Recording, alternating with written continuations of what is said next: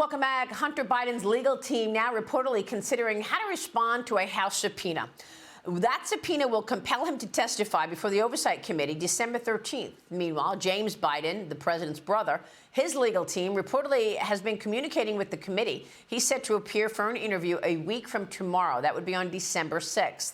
Chairman James Comer writing a new op-ed for FoxNews.com saying that despite reports President Biden will not be facing charges for his handling of classified documents, the committee's investigation is now accelerating, adding that the probe is anything but closed. Joining me now is Michigan Congresswoman Lisa McClain, member of House Oversight and Education Committees. Congresswoman, thanks very much for being here this morning. I want to get your take on where all of this is leading. The Oversight Committee said that James Biden is now scheduled. What do you want to hear from the president's brother? And what about Hunter Biden? Are you going to be able to get him under oath? Well, first and foremost, we want to hear the truth, right? We want to know what role these family members played in this Biden culture of corruption. So I'm excited and interested to hear his testimony. I'm also encouraged, even though they're fighting us at every turn, to actually get Hunter Biden in to testify, to get the truth from him as well, to really see what is going on and did they have information that put our national security at risk? We believe they did. And at every turn, you know, whether it's the 1023s, whether it's the IRS slow walking the statute of limitations to let that run out, everywhere you turn, it's been cover up after cover up after cover up. And my hat off to Jamie Comer to uncover what is actually going on in the Biden family, to be able to connect the dots, to show money from China, for example, to these shell companies, to James Biden, to ultimately writing checks to Joe Biden for $40,000, you know, $200,000, of which the president signed in cash. Yeah. For what? No, That's what the American people want to know. It's incredible what your committee has been able to expose. So much information about these 20 shell companies that Joe Biden set up and his family set up while he was vice president, the 176 suspicious activity reports, the witness testimony, of course, all indicating or suggesting that there could be some serious crime here, like bribery or money laundering. Have you been able to identify any actual policy changes that Joe Biden made as a result of getting money from China? The short answer is no. That's what we're trying to get to right now. That's why Jamie Comer, or Chairman Comer, is requesting those documents that the FBI knew he had those classified documents for 18 months and sat on those. What were in those documents? Because what Jamie Comer has been able to do is actually take a concept and actually have forensic data to connect the dots, different than what happened, say, under the last administration, where it was just a bunch of hearsay.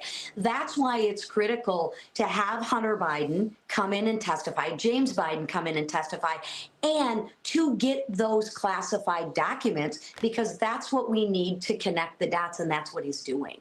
Yeah, well, we're also watching the Democrats continue to push policies that the American people are pushing back against. I love this story about Education Secretary Miguel Cardona. He's certainly facing plenty of criticism this morning. He misinterpreted a famous Ronald Reagan line. Let's take a listen. Watch. As I think it was President Reagan said, we're from the government. We're here to help. There are resources there, there's technical assistance there, and there's a playbook that could support the work you're doing. Count on us as a partner in this. Well, unfortunately, our education secretary needs an education on history. Here's what Reagan actually said. The 9 most terrifying words in the English language are, I'm from the government and I'm here to help. So, Congressman, what about that? You've got an education secretary thinking that Reagan was saying the government is good. What Reagan was saying was that these are the most frightening words, that government cannot help, government can be the problem. Yeah. Well, I stand with Reagan on that. Tell me what the government has really fixed. Nothing, right? And Cardona can't. I mean, we've had him in the committee to answer questions. He can't answer a simple question, right? The government needs to get out of the way. The government is the problem. We need less government and more trust in the American people, because every time the government steps in, they screw it up. Mm-hmm. Meanwhile, I want to get your take on the work at hand in the House. Senate Majority Leader Chuck Schumer says he's going to bring President Biden's $106 billion spending package down to the floor for a vote next week. The bill, of course, as you know, this supplemental funding would fund Ukraine, Israel, Taiwan, and will also allocate money for illegal migrant processing. Schumer is slamming Republicans once again who want to add border policy reforms to the package. Watch this.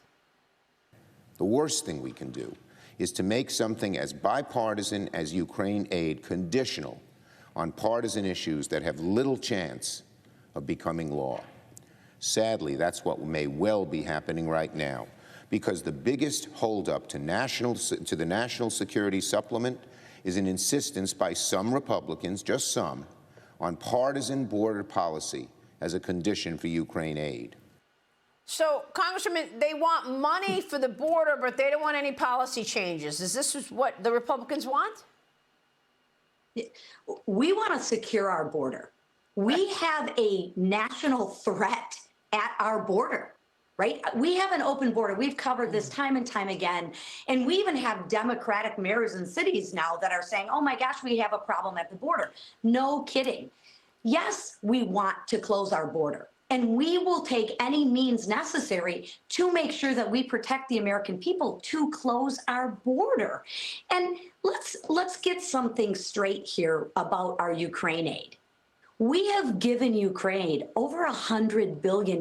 So anybody that says we haven't really done our part, I think we've done our part. In fact, some may argue we've done more than our part for Ukraine. And perhaps it might be time for some of the other surrounding nations and bordering countries on Ukraine to actually step up a little bit more, too. But if you're asking me, do I think we should secure our border? You're doggone right we need to secure our border, and we need to do it yesterday. Well, what I'm talking about is this package, $106 billion, and the Democrats want money to the border, but they're going to use the money to create more housing for the migrants. So how is that, meeting your expectations? How is that, answering the issue of the border that Republicans are raising? It's not, because Chuck Schumer just said it in that soundbite. He doesn't want any policy changes.